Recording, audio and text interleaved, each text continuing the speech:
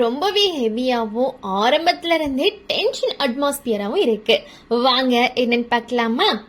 செல்வம் மீது அருண் போட்டிருக்கக்கூடிய கேஸ் விஷயமா 2 தரப்பு பேச்சுவார்த்தைக்கும் உட்கார்றாங்க.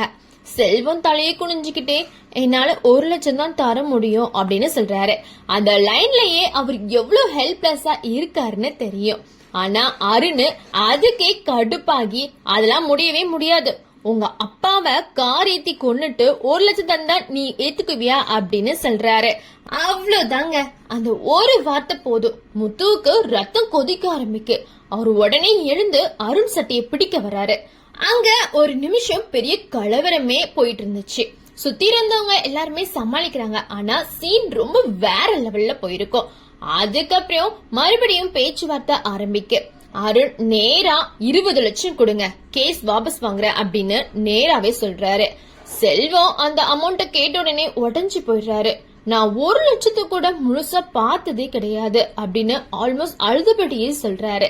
அந்த சீன் ரொம்ப எமோஷனலா இருக்கு. பேச்சு மெதுவா 20 லட்சத்துல இருந்து 15 லட்சமா ஆகுது. முத்து இங்க ரொம்ப காமா பேச முயற்சி பண்றாரு.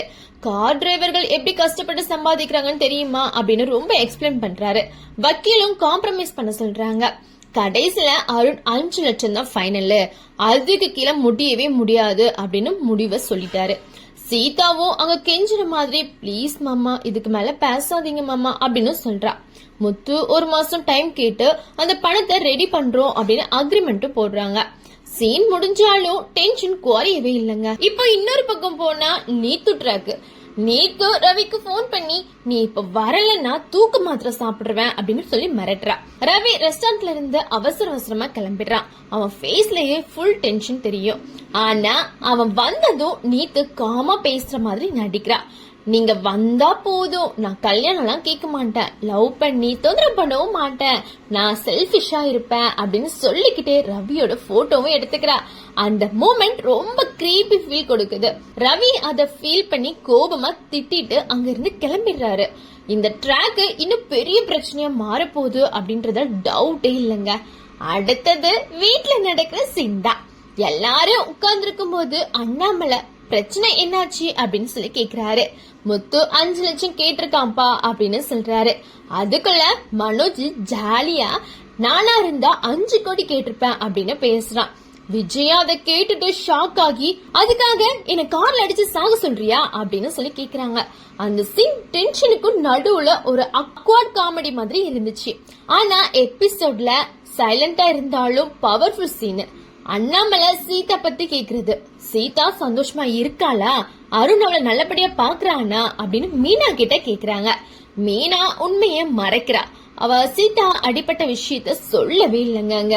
முத்து அதை கேட்டு, என்னப்பா இப்படி கேக்குற அப்படின்னு சொல்லி கேக்குறாங்க. அண்ணாமலை சொல்றாரு, அருண் ஓ மேல கோபமா இருக்காரு, அந்த கோபத்தை சீதா கிட்ட காட்டிட கூடாது இல்லையா, அதுக்காக தான். இந்த மாதிரி டயலாக் தான் எபிசோட முடிச்சு காட்டுது. அப்பாவாக ஒரு பயம், ஒரு சந்தேகம், ஏதோ ஒரு தவறு நடக்குது அப்படின்ற ஒரு ஃபீலிங்.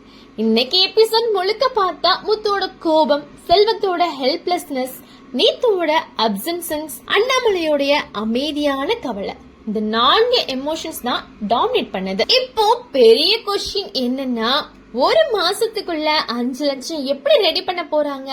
நீத்து அடுத்தது என்ன மூவ் பண்ண போறாங்க? அண்ணாமலைக்கு உண்மை தெரியுமா அப்படின்னு தான் வெயிட் பண்ணி தான் பார்க்கணும். இந்த வீடியோ பிடிச்சிருந்தா லைக் பண்ணுங்க, ஷேர் பண்ணுங்க அண்ட் கமெண்ட் பண்ணுங்க. அதே மாதிரி பக்கத்துல இருக்கக்கூடிய பெல் ஐக்கானை கிளிக் பண்ண மறந்துடாதீங்க. உங்க சப்போர்ட் தான் நமக்கு பிக் மோட்டிவேஷன். நாளைக்கு மறுபடியும் மீட் பண்ணலாம். நன்றி, வணக்கம்.